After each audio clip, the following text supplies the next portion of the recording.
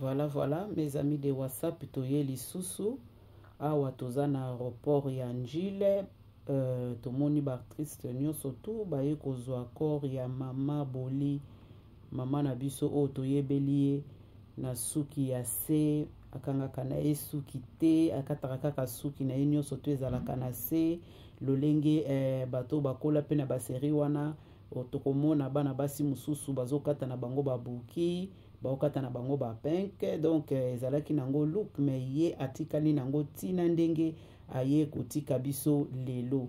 Oyo toza na Njile, ba comédien nyonso bango yeyo na sir tozo mona pe tozo landa bango yeyo nyonso tu baye kozwa corps ya mama na biso Boli, que son âme repose en paix. Tomoni papa na biso Elombe na Irsile, na siboute komona Irsile na mikole utaki koleka azwaki ba mama wana nyonso, asangisaki bango, akreelaki bango, asalaki nini moko apesaki bango ba don ya ba maputa na ba enveloppe, alobaki faut honorer ba mama o tango bazana bomo. Irsile peshanga Nzambe apambola yo na eloko oyo osalaki, o contribuer avant akufa, ke baya kozela ndenge akufi bosala ye na ba honneur nyonso tu boye. Alors topesi bino nyonso tumbote na asi bozo komona dati oyo mama na biso akufaki. En tout cas biso nyonso tozo lela na libota mobimba, tozo ko compatir na bino. Pasi na bino eza pasi na biso. Mama Boli asekisi biso, mama Boli mama moko kalme asekaka kaka. Donc tozo partager pasi wana elongo na biso.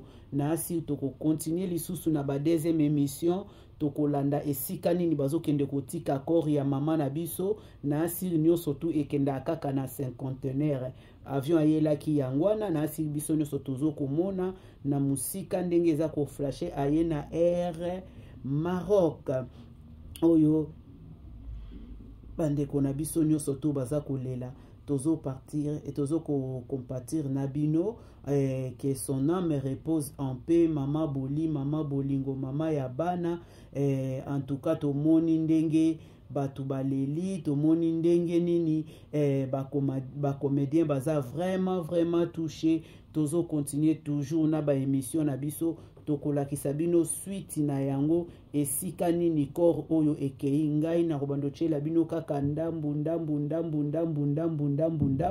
po to sunga na biso nyonso tu na kozwa ba information ya bien. Alors merci. Tomoni Irsili ye wana za kolela, tomoni papa na biso Elombe Sukami ye wana bango nyonso tu elongo. Merci beaucoup.